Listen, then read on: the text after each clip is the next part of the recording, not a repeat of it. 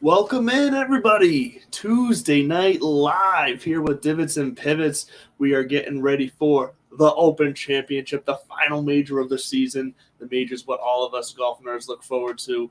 It's like Christmas here today. So we're heading back over to Europe across the pond for the early morning tee time. So get ready, get your lineup set, and we're here to help you out. But as always, as the lights go crazy in the room, it's all good. We're ready to bring you a show. We're ready to bring you the information that you need to crush the weekend. And as always, to help me do that, Bud Copeland is here with me. This Bud's for you. And Bud, welcome. Good to see you as always. How are you? As he freezes right on cue. Golly, what is going on with that? It's going to be another one of these shows. I don't know if you were watching us from the beginning. Oh, here he is. You back now? Are you good? You got so excited you tripped over the cord for the internet? He's still not back. This is good. Okay. If you were with us early on in the show, I think it was like episode 2, 3 or something like that, we ran into some internet issues with Bud. It looks like he's coming through clear now. Maybe. I don't know what happened. I don't know what to do with my hands. So if you're on the podcast, if you're sitting there listening, thanks for vamping there, Andrew. I'm super excited, and I think the energy just shot right through and knocked me out. No, I have no idea what happened, but it's fantastic. It's the Open week, the Open Championship. I saw something earlier that in the stands when I was watching some Golf Channel coverage, and it said on a big banner, it all leads to this. Yes. And it kind of gave me all the feels, all the goosebumps, because you stop, you pause, you start thinking about the history of the game. And this is the 150th Open, but the game's been around for way longer than that. And I even heard a story earlier about there being a burial ground that was a cholera pit that's on St. Andrews that I was like, what? I was like, what is this about? So, I mean, there's layers to this place. It goes way back. And I think it's kind of, I don't know if it's ironic or just poetic justice that things seem to be coming to a head with Liv. And finally, some of the big guys, metaphorically, physically, mythically, I'm not going to say stepped up. They said what they said, some things that they needed to say or wanted to say. And they came to the plate wearing the uniform they wanted. That's what they did. Shit, the uniform they built, they created so. Quick pause. If you're kind of like, what the hell are they babbling on about? Tiger Woods in his press conference. Now, couple things happened this week. On Monday, it was so much fun. I don't know if you watched any of the former champions kind of champions challenge. They paired up all these past champions of either Open Championships or British amateurs. I don't know if they call it the British amateur, or just I think it's how it's the Open. I think it's just the amateur. So I think you have like amateur champions, Open champions, women's, men's, senior. It was fantastic to see them all out there, kind of having fun. Played 1, 2, 17, and 18. And strikingly absent from the week are Greg Norman and Phil Mickelson, past champions. They weren't at the past champions dinner. Greg was, they came out. RNA said, this isn't a place for you to stop by in this time and this date. And I think that's shots fired. Phil can say 100% shots fired. Right. Phil could say he voluntarily withdrew, but I mean, I think it was kind of the writing on the wall kind of thing. But I think that's the first shots fired in all of this, because I don't think that they're going to get Liv is going to get the recognition they need to survive in the manner which they foresee. And with Jack and Tiger saying their piece this week a little bit about it, and a little bit more so than just like, hey, this thing's happening. And, I mean, it's, the game's big enough for all of us. They're flat out saying like, I don't really get it. I mean, Jack Nicklaus was flat out saying Greg's a friend, but we don't see eye to eye on this one. And there is a little bit of crowing, and it's funny because I think you alluded to it before the show, and there's a little bit of crowing about some parallels between the beginning of the PGA Tour and what's going on right now. And that is the stuff that's getting under my skin, and people trying to drag what happened back in the day with Arnie and Jack and those guys and what they were able to kind of create. Go ahead. Well, I was just going to say, I think it's very, if you really pay attention to what the PGA has been putting out over the last week leading up to the Open here, I don't think it's by mistake that we're all of a sudden seeing some more lighthearted, fun, kind of candid moments from some of the bigger names in golf, like Tiger, like Rory. Like in these days leading up to the tournament, they're putting out more on social media this week, them goofing around together on the putting green, or them, having fun out on the practice rounds. Like they tend to be, PGA seems to be purposely putting that more in the forefront, almost to say like, see, look, we can be fun too. Like our guys are having fun out here. We don't need a big, expensive, fancy new format to have fun on the PGA Tour. Oh, you nailed it. In whether or not Liv was around, it just gave them a little more inspiration to do this, because what we're watching, again, it goes back to what's on the banner behind the 18th green in the first tee. And it'll say, you'll see it in the coverage. It all leads to this. I watched John Daly come up and say hi to Tiger. You see Lee Trevino giving tips to I think it's Brian Harmon. In that camaraderie, what you're talking about, there's a quasi militaristic brotherhood in that they've grinded to get where they were, and that's why I want to kind of just touch on Tiger's comments earlier today or yesterday, depending on when you're listening to this and tuning in. But and he was talking about some of the younger players, and he almost feels bad for them because they don't. It's almost like you're ignorant is a tough word, but that's always got a negative connotation to it. It does, but I mean, it's the most appropriate term of just lack of knowledge, lack of experience, lack of context, lack of any of that kind of wisdom or again, knowledge to make a wiser decision. He says, quote, I think that, what they've done is they've turned their back on what has allowed them to get in this position.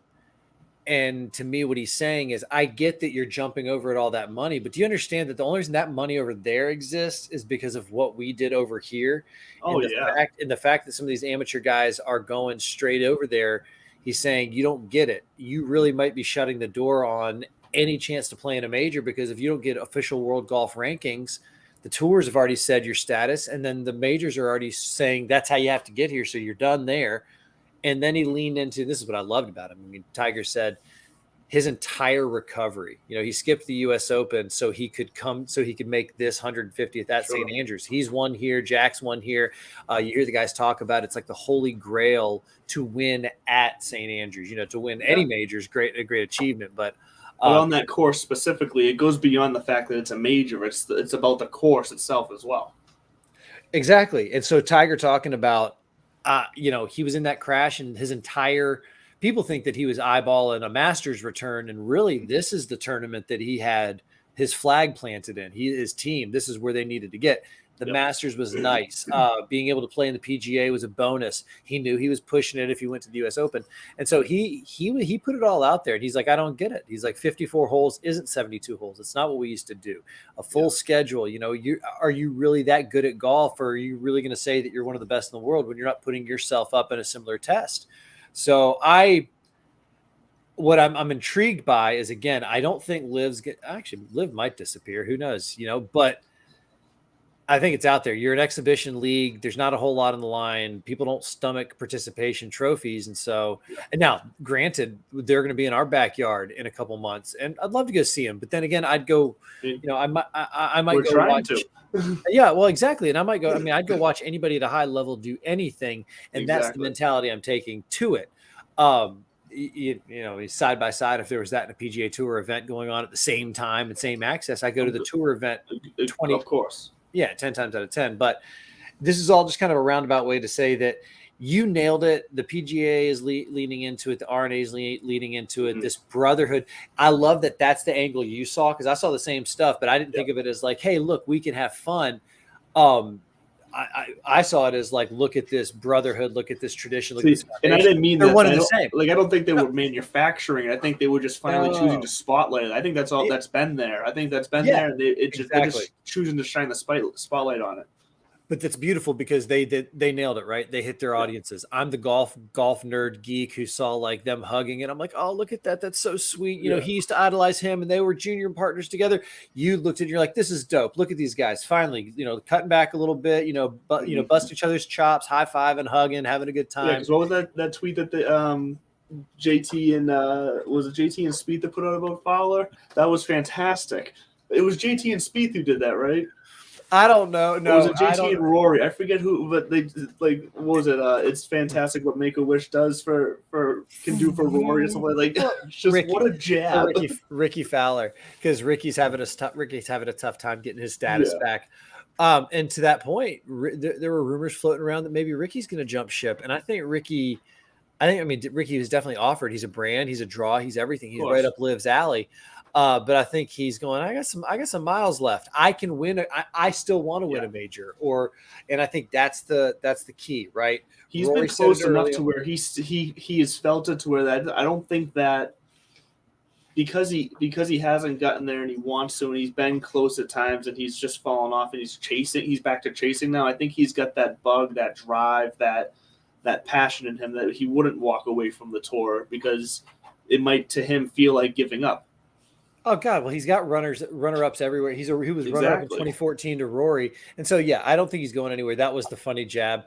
There was another one. There was another going around that it's actually a really sweet picture, and it's a picture of Tiger and the bear, and they're standing on the Selwick Bridge or Swellneck Bridge. I saw that picture too. That was a pretty awesome picture. Did you see that Tiger was stepping on Jack's foot? Oh, I didn't see that. No, was he? I didn't look close enough for that.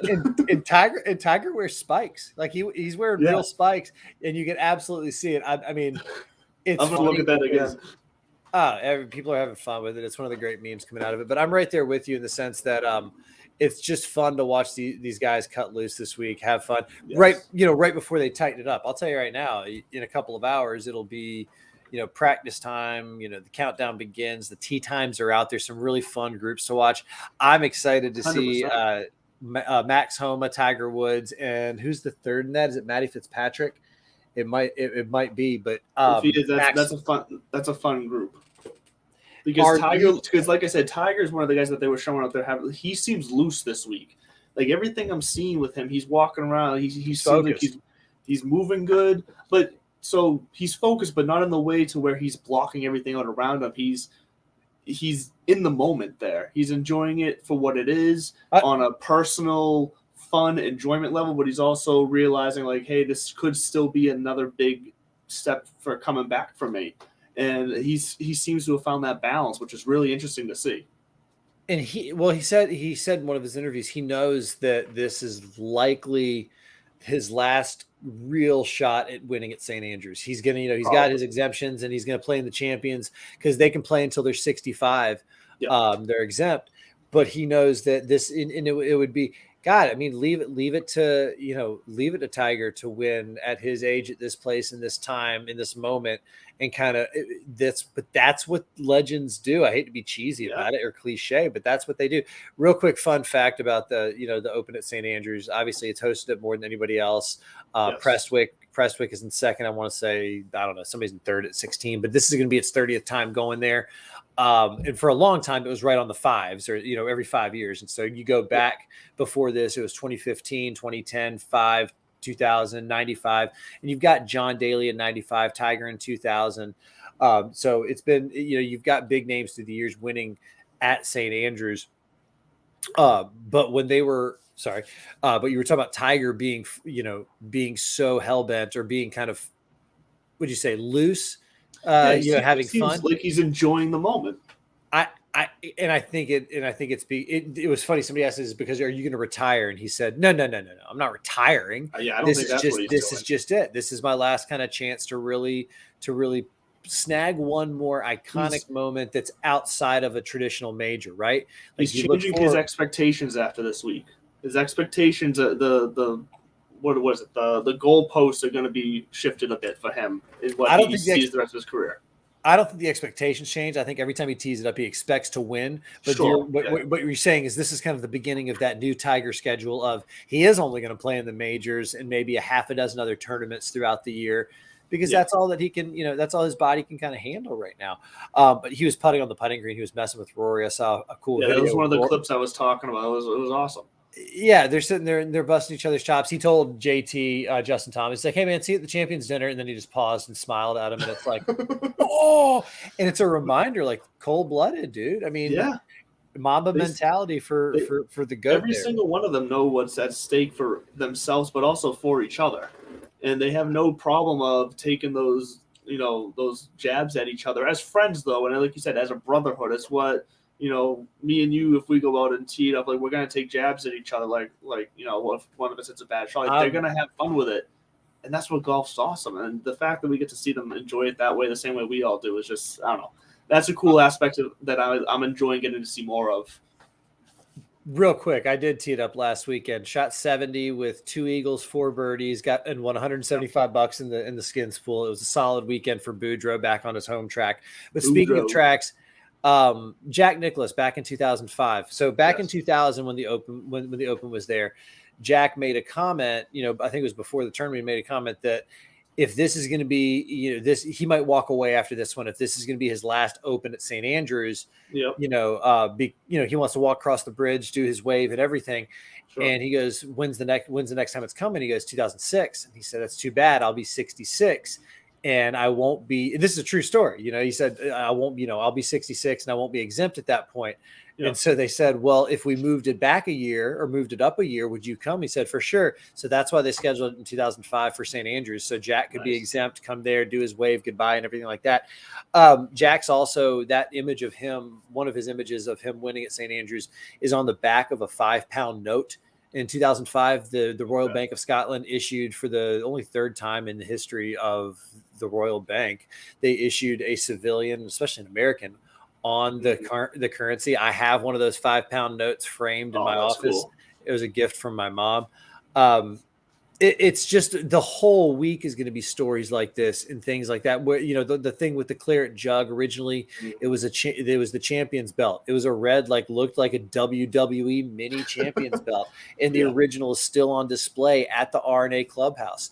Right next to the original claret jug, because the one that you see everybody handing around is actually a replica. There's 4 replicas. So there's layers to this, and I encourage everyone to geek out a little bit on it. Whether or not you're a true golf nerd or even a fan of the sport, this is kind of one of those times. What are you going to do? Watch the baseball All-Star game? Come on. Yeah, you might watch the Home Run Derby Friday night, but that's all right because there's no open coverage there. But I don't even watch that anymore.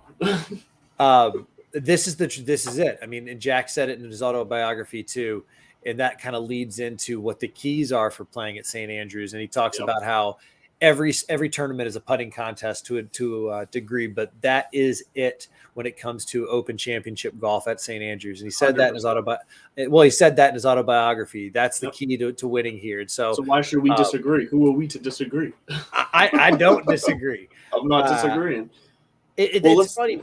Yeah, go ahead. Sorry, you go ahead. Well, I was about to just keep going on the course there and try to steer us towards. Perfect. Then you do that, because I was going to steer us there. I was going to take a harder turn, but take your nice easy turn. Let's get there in a nice pace. Well, looking at the old course, because realistic expectations, this could be one of those weeks that it is a pitch and putt fest. It could turn into Jordan Spieth said it. He's one of the favorites this week because of his wedge game. That he says if the weather cooperates, which it looks like it's going to be overcast and just a little breezy. That's perfect for these guys. The course is nice and firm already. I saw pictures. Have you seen the videos of guys putting from 80 yards out? It's ridiculous. Bouncing balls off the fairway that bounce back up to your thigh and catching it. It's crazy. Dylan Dethier, a great writer for golf. I think it was Golf Magazine or Golf Weekly, whatever. But anyways, great. I saw a tweet of him. He said, I just walked around and saw Tiger hitting 4 irons from 20 to 50 yards off the green on number 18, and the ball was never leaving the ground and getting within kick-in distance. These are the kind of shots they're going to have to play this week. And so, it's 7,300 yards. So on the card, nothing too overwhelming, but local knowledge is going to come into play. These hidden pot bunkers, hitting your spots. You can hit a crisp shot right down the middle. You catch the wrong little bump or bank.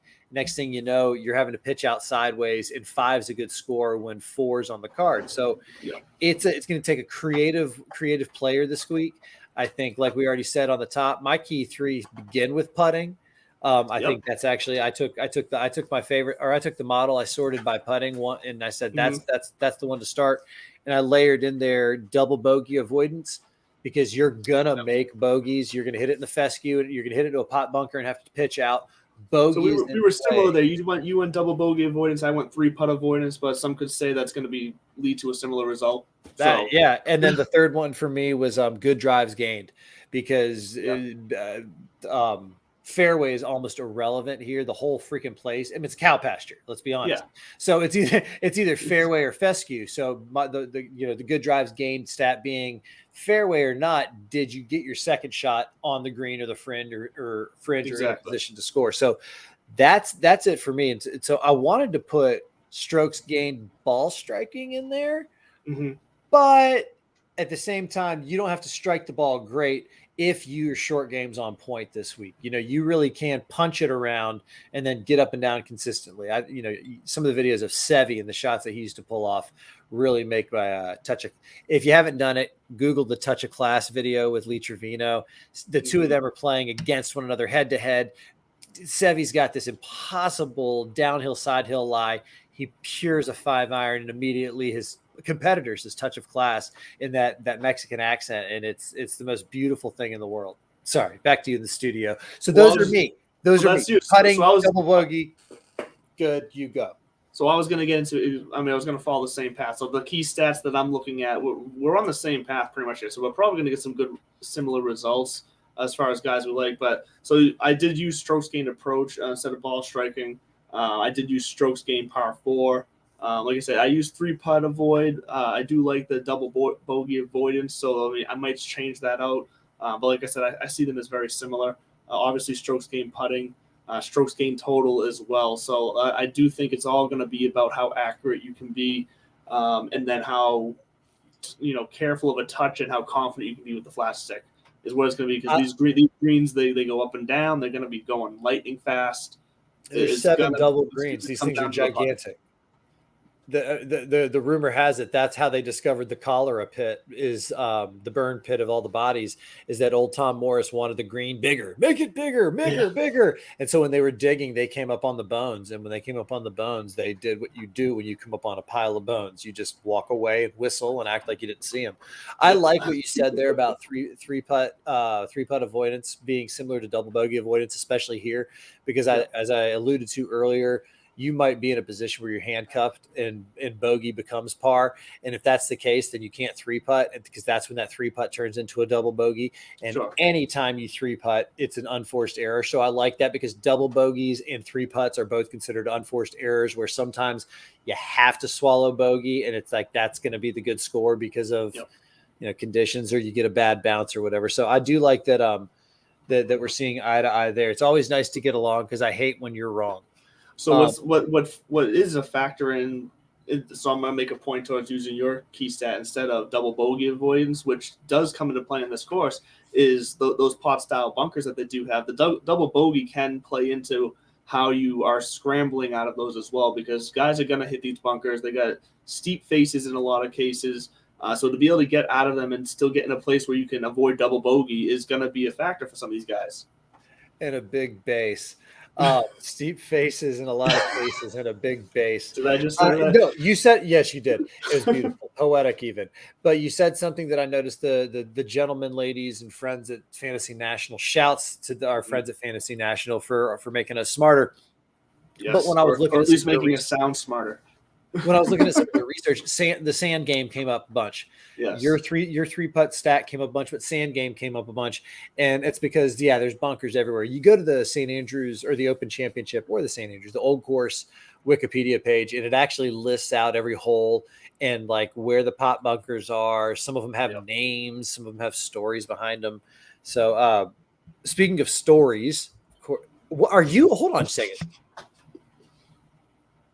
So you didn't have your headphones plugged in yet, but I did say before we started the show that because you're going to be ripping red wine out of a Magnum the whole time. Well, because we're going to a fancy place, I got to be drinking a fancy drink. So we're going to drink the red wine, and I'm too lazy to go get a glass.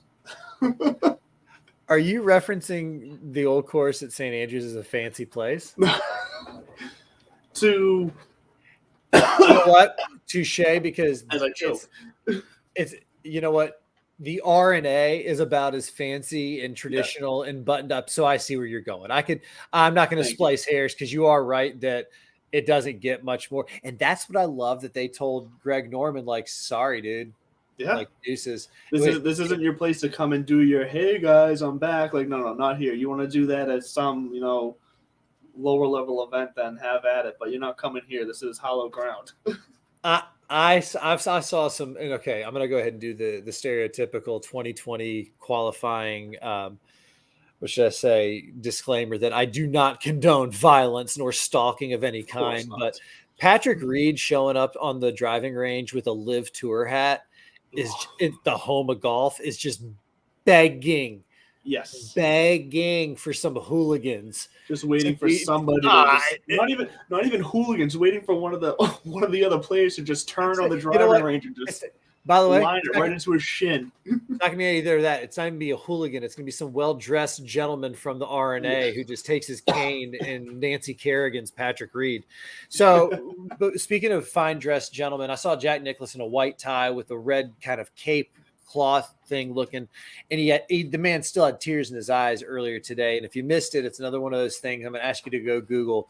And he joined the ranks of two other Americans to hold honorary citizenship, which I guess, I don't know if it's real or not, meaning like, are they actual citizens? But they are citizens now of the St. Andrews Royal Burgh, so to speak. And that's Ben Franklin, Bobby Jones, and Jack Nicklaus. And Jack even said that's why he came back this time. I mean, he was going to come back for the 150th.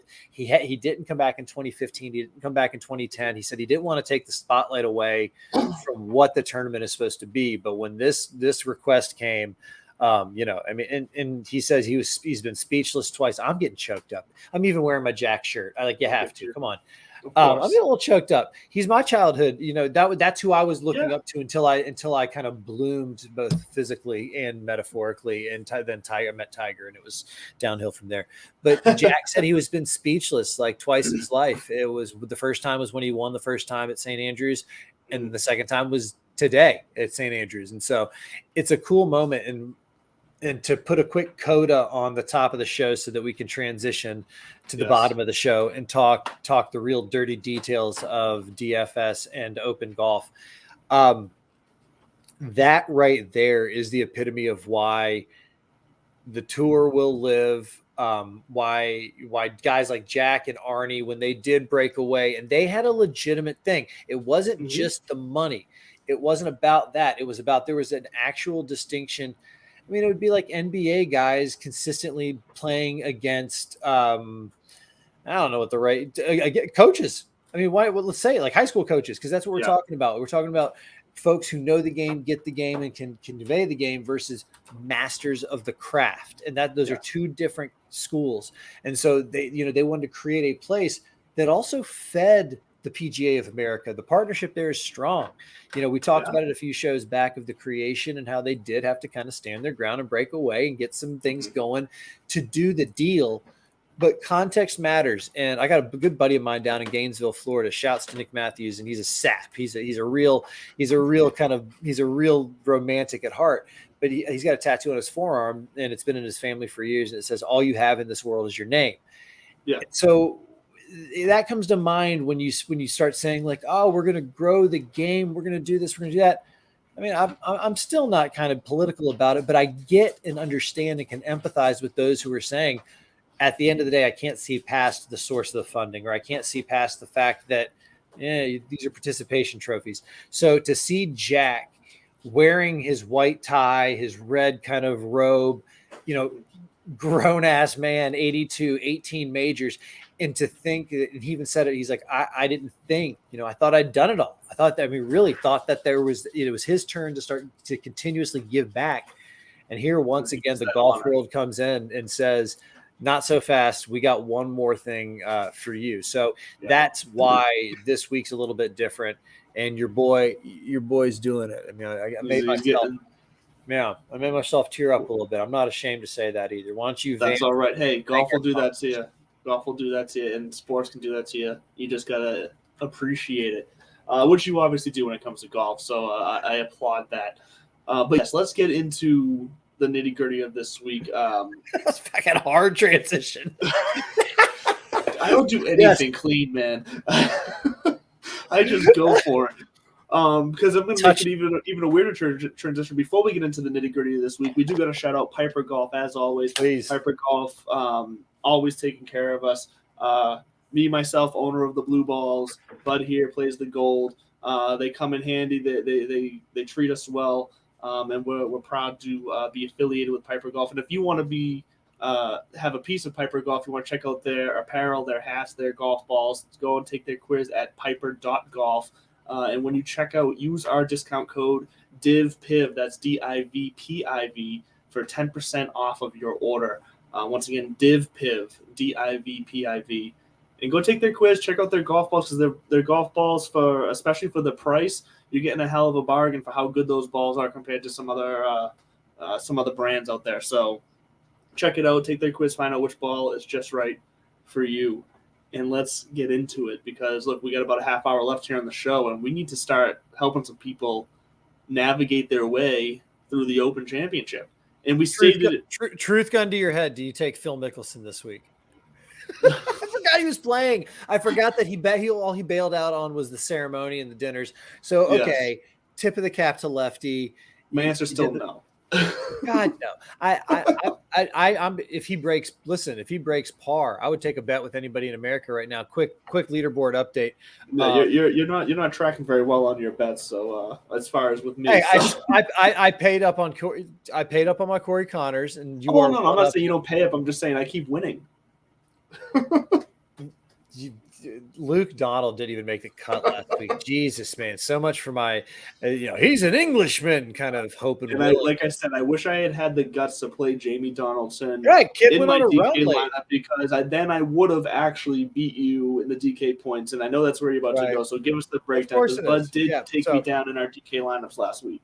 Week one of we're going to call this the bubble league, the bubble year league, whatever we're going with for our fantasy. You are up 1-0 on the side bets. You are one unit ahead. We'll figure out what this week's side bet is going to be as we get there, whether it's a head to head or. It usually comes up pretty natural as we're in conversation. We just roll with something, and I love that. And I have a sleeper in mind. I've already got a side story / sleeper in mind, and might drop that on you later. But I do hold a commanding 281 to 257 lead in the DK points. But then once again, that's the strokes. That's the stroke play side of the competition. Yes. And then on the match play side, you are one up, and we still have a handful of holes left to go. A lot of golf left to play. And this is it. This is what it all comes down to, is the 150th Open at St. Andrews. It could be a pitch and putt fest, which it sounds like it's going to be. So wedge players. I saw another local reporter. I say local reporter, golf reporter. When he got down, started tweeting from his cab, and he's like, "Listen, the cabbie's like Spieth, people. It's." I don't know. I saw Louis Oosthuizen at the Champions thing, and all of a sudden I was like, "Ooh, wait a minute! He's been putting his brains out the last couple of years. He's got some runners up." Then you remember Will Zalatoris is in town. This is a major, and he always shows up at the majors. He strangely, his putting yips come around on Sunday, of course, but he'll drain 110, 120 feet of putts on Thursday or Friday, and you're like, "Wait a minute, where'd this come from?" So. It's going to be a fun week. I do think that, or I do hope that the winner is not from LIV. I think that would be horrible for the game. That would be really bad. Although it would be kind of funny in a dark way if you consider the women's champion at Wimbledon was a Russian who was actually playing under the Kazakhstan flag because Russians were banned. So it would be another one of those, like, are we really pushing this sand uphill? But let's get into it. Yes, let's get into it. Talk to me about who you like up top in this 10K and above range, or who did you just like out the gates? Who's your horse this week? So look, I think so. Here's the thing: everybody seems to be on Xander, and I get it. Right? Xander's a great approach player, pretty solid putting, and he can handle the situation and the stars of this moment, but.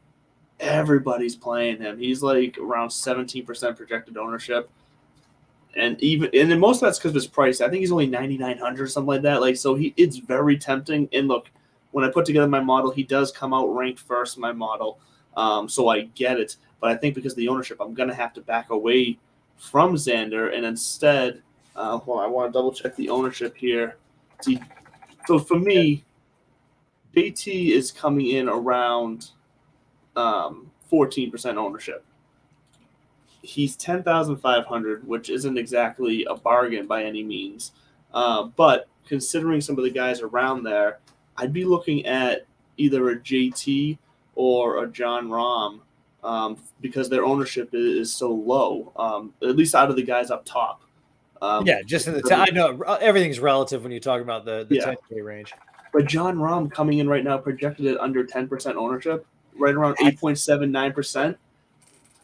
Which is so that then gives me, of course, then you start to second guess yourself. You go, well, wait a minute, what am I missing that everybody else is seeing?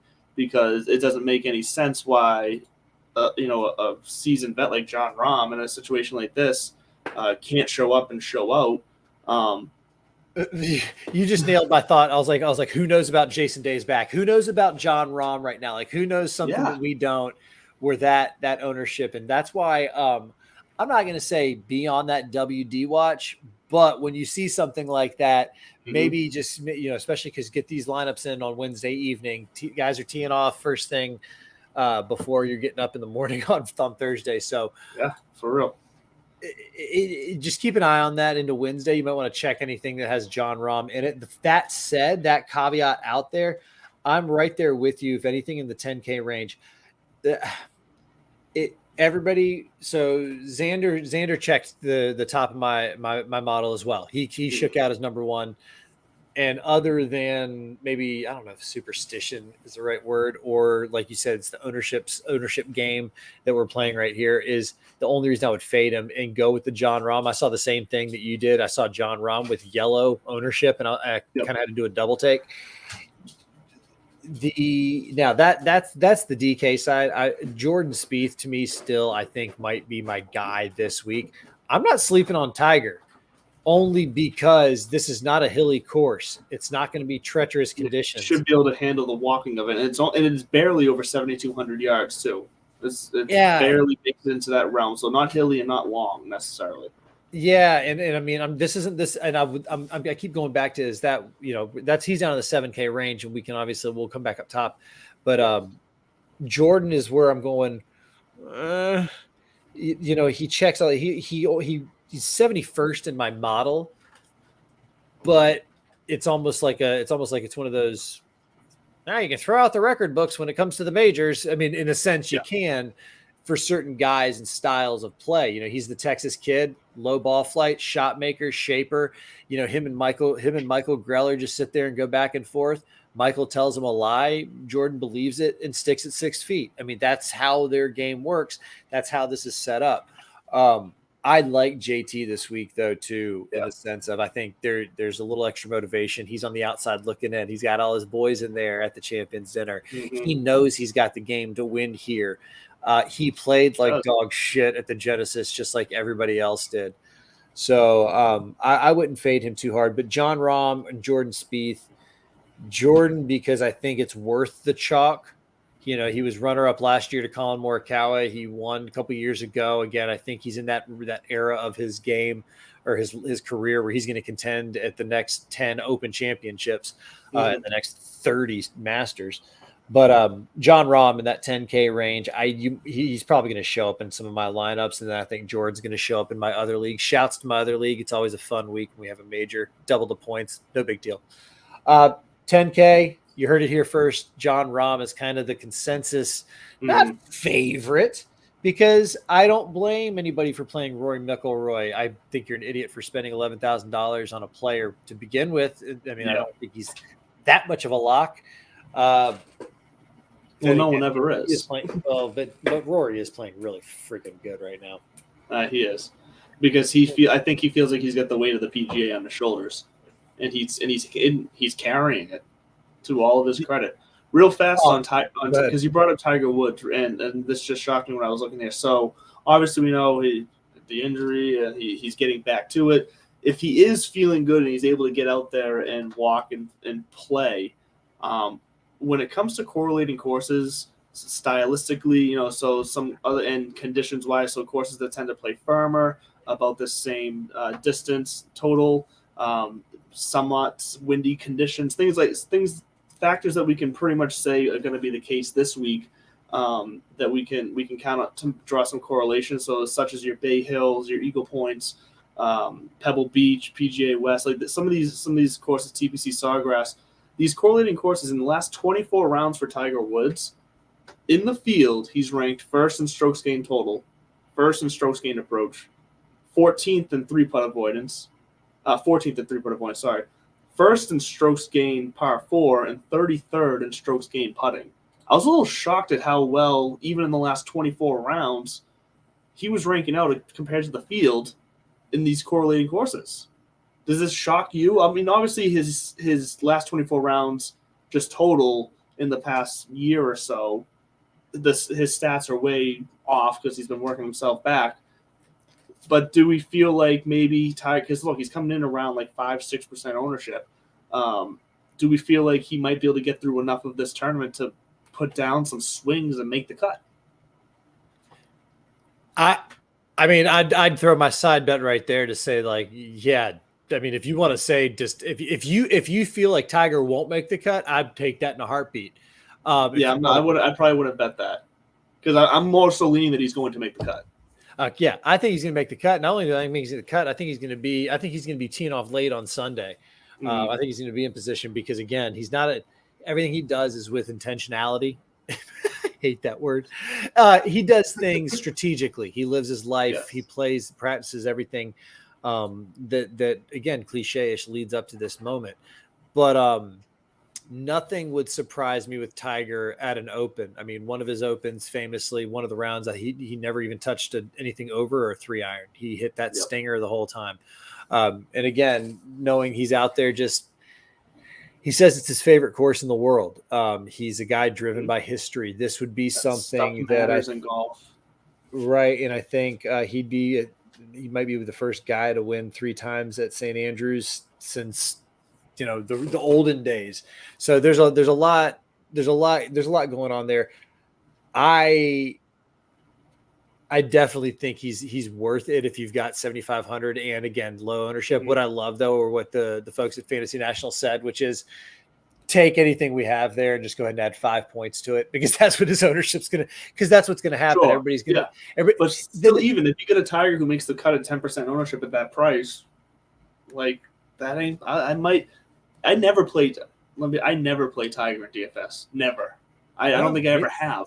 Because he's always too popular. He's always too popular. I always feel too personally attached to his success to be able to separate the betting aspect of it and the just watching as a fan aspect. I don't like having to do that. So I tend to not play Tiger in DFS. If there was ever going to be a time I did play him, it would be this week because of the ownership, because of the circumstances for him. I'm tempted. Oh, you want it, and we all want it. We all want it, and I'm tempted to just ride that roller coaster all the way, and whatever happens on DK. All right. Well, before we start riding your roller coaster of love, let's go back up to the 9. Yeah, we got to get back. Range. You mentioned Tiger. I want to make sure we touched on Tiger because I'm sure people are. Oh, don't worry. I'll be to talk about Tiger. So. Oh, Tiger. And then we're gonna end the show with some Tim Tebow and maybe the Dallas Cowboys. All right, the 9K range. Oh boy, we'll hit all the 9K range. So, and here's the funny thing is Xander's in that 9K range. Yep. Right there. He does rank out top of all the models, for me anyways. But the one that I actually kind of like more that my numbers match up with, again, if this does turn into a putting fest, because he rode a hot flat stick to the FedEx Cup a couple years ago, is Patrick Cantlay. Mm-hmm. And I know I didn't even look at his ownership. I'm looking right now. He's projected around 12%. Yeah, and I mean, I'm okay with that. Zalatoris. Because it is a major. We've talked about this before. There's not a whole lot of value in trying to top load, your lineup. Correct. And trying to grab 3 studs. Because it's a major. I mean, the fact that folks are there, you've got the game. And I mean, unless you're throwing some money on like John Daly, in which case, have at it. I mean, I wouldn't be shocked. Listen, the stories about John Daly are such that I wouldn't be shocked if he makes the cut. Now, anything beyond that, no. But I mean, even I don't. Like, do you think Dustin Johnson? I'm very curious to see what happens. I want to see where his mental game's at because he's got a couple live events. He has been away from his bros and everything. Yeah, he got through the U.S. Open, whatever. But now that some of the dust is settling, now that some people are starting to play their cards, I doubt he's got any regrets because he probably got a lot of that 125 or whatever million that they were giving him either upfront or guaranteed. It's held in escrow somewhere. Who the hell knows what? But is that going to affect his play? I mean, when the fight, like when there are no stakes, he's won a major. He's won a couple majors. He's lifetime at Augusta, the whole bit, which I got a feeling all Augusta's going to say is, yeah, we are going to keep our current entry requirements, which is a wink, wink, nod to anybody saying like, yeah, DJ, you're welcome to come back. Phil, you're welcome to come back. Anybody else? Good luck. Like, come back. So I'd fade him this week. I know it's a major and everything, but Shane Lowry and Patrick Cantlay are the two guys who I'd kind of Shane Lowry, former champion, Lynx Golf, obviously, I don't want to miss country him, but he's definitely a Ryder Cupper, and he's not on our side. Let's put it that way. So he's got the game for it. So Shane Lowry, Patrick Cantlay, those are the guys that I'm looking for in the 9K. Shane Lowry's Irish, in case that's what you're trying to figure out. Thank you. I couldn't remember if he was Irish or Northern Irish. Irish. There's a difference. Well, I know there's a difference, but I'm pretty now you made definitely me second guess myself now, but I'm the one who opened my mouth. I'm pretty sure now you got me second guessing. No, I'm pretty sure he is definitely Irish. Rory is from Northern Ireland. Yes, I think And Rory can choose whether he wants to play for England or Ireland in the Olympics whenever he goes. Yeah, it's kind of Shane Lowry has the Irish flag next to him. I'm pretty sure. I'm not looking at it right now, but I'm almost guaranteed. Like yes. Does he have your flag next to him? No. So where I'm going, I am going to Will Zalatoris here in the 9K range. It's like you said at the beginning. It's a major. His putting scares me a little bit. I know we're pushing putting here, but everything else about him lines up. What were you gonna say? Oh, no, my apologies. I was saying mea culpa because I thought I said that. I thought I said that at the I did. Like you did. He's my always bet on Brooks. I already have him penciled into my lineup. Period. So here's where I'm going with the 9K range. I see the 9K range being quite popular. Juicy.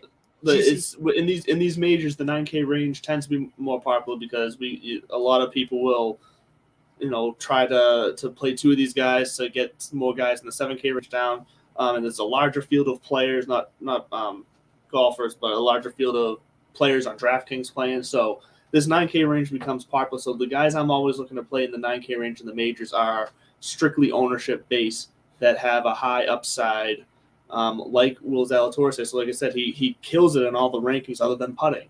I know putting's important this week, but like we've said, when it comes to majors, he's the kind of guy that can turn it on for a major. Somebody else who can do that, who's ranking out nicely other than in the putting, who's had a good year, is Hideki Matsuyama.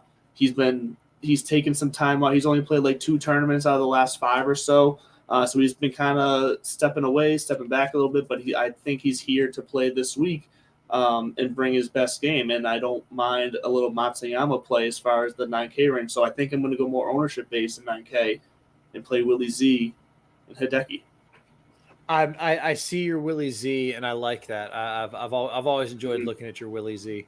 But Hideki might have a touch of the Jason Day. He might be on the Rom watch too. He's a very risky play.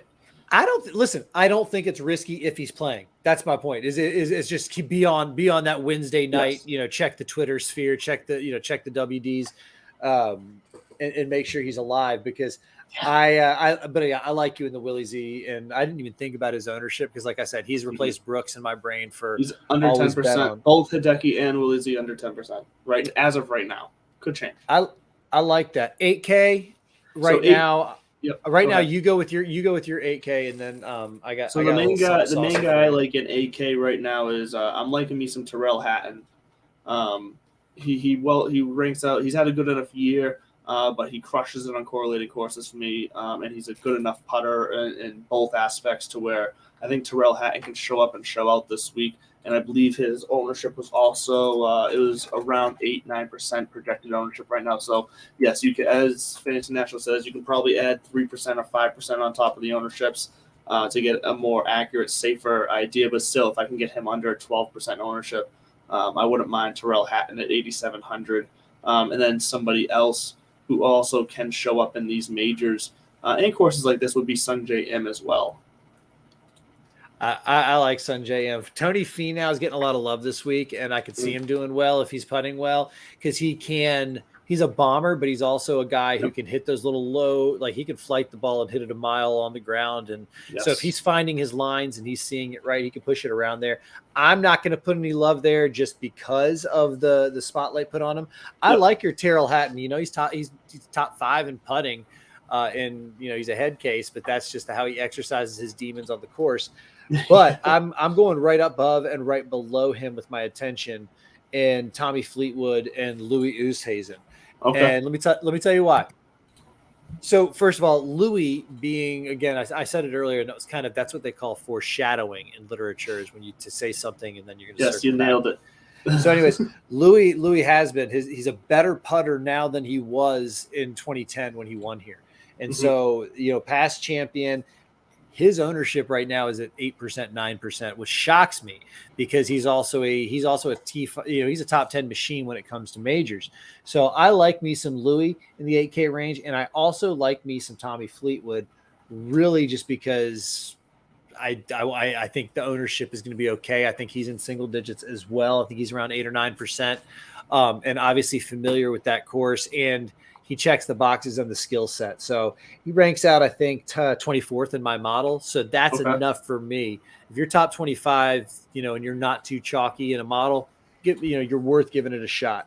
I hope Brooks shoots 85 and goes home to his beautiful wife. Corey Connors got slapped around by the conditions last week. And I think it's this might be, I'm going to have fun watching him, but I don't know if ball striking is going to work alone here. You got to be able to shape and be creative. So, and then let's go 7K.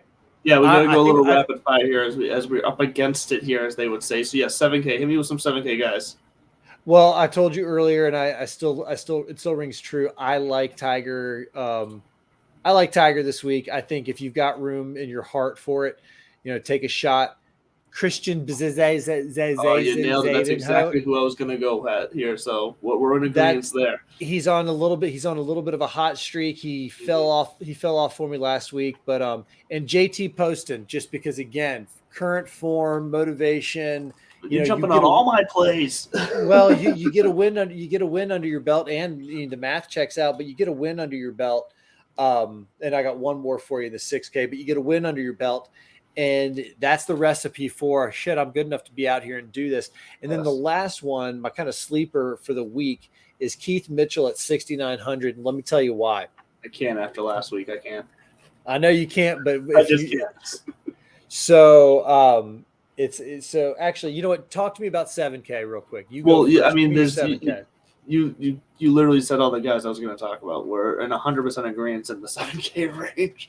It's for me. It was Zudenhout. It was Woods. It was Poston. Like, those are literally the guys I was going to bring up. They are all in my lineup right now that I just quickly put together. I don't want to say quickly, but the lineup that I just made sure worked mathematically on DraftKings.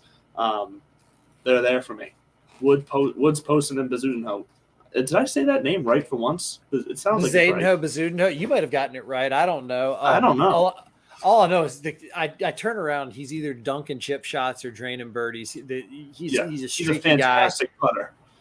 It's phenomenal. So I'm going to tell you why Keith Mitchell. So Keith Mitchell is my sentimental bulldog of the week, because he qualified, through his performance at the RBC. That was the last step to kind of get him in.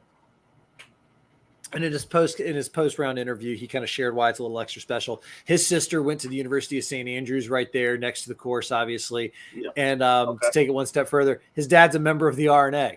So this has been a lifelong dream for his family, for him to go out there. And again, I'm a fate. I want the story. I want the stars. If you're listening, if you're watching, you know what he's going to say. What's the most important key stat in Bud's world? Strokes gained home life. You gotta believe in it, and you gotta think that little things like that are what the difference makers for these guys and girls out there on the course when they tee it up, because they're all so freaking good. We're talking millimeters. You hear them talking about the edge that you might need. I heard somebody explain, why Tiger uses the spinniest ball on tour, and this week's going to be one of the weeks where it's on display, and it's because it's easier to take spin off a ball. You cannot add spin to a golf ball. A golf ball is going to max out on spin when you hit it, and that's that. You can kind of take your shot and edge. There's a whole science behind it, but this is one of those weeks where they're talking about. You got to make sure that you can spin it this way, spin it that way, because when it hits coming down at the right angle, it's going to bump left and roll right. And then after that, God knows what's going to happen to it. It's going to keep rolling and rolling and rolling. If you get into a Limp Bizkit song right there, I was going to walk off the set. So, I didn't even think about doing that. I should have. It would have been perfect.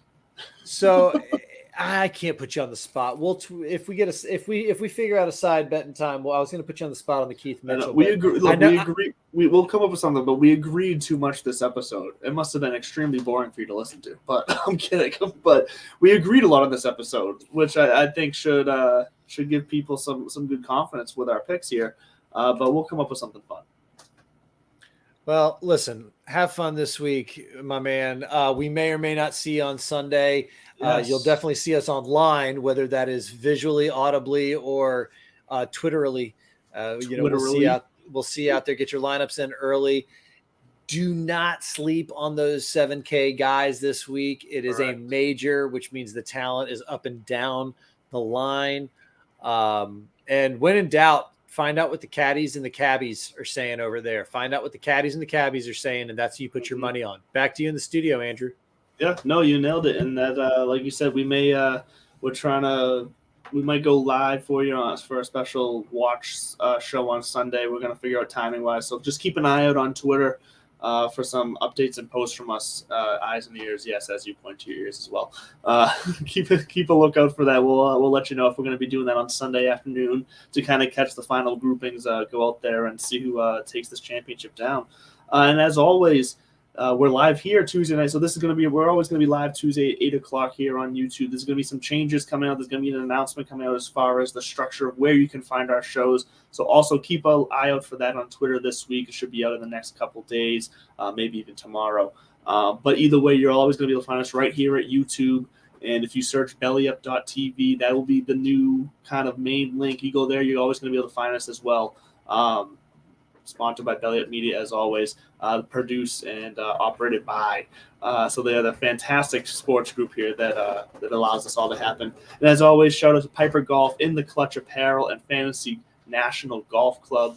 All of you guys make this show possible for us, so we are forever thankful. You can find me at Real Mr. Mal. You can find Bud at This Bud's For You.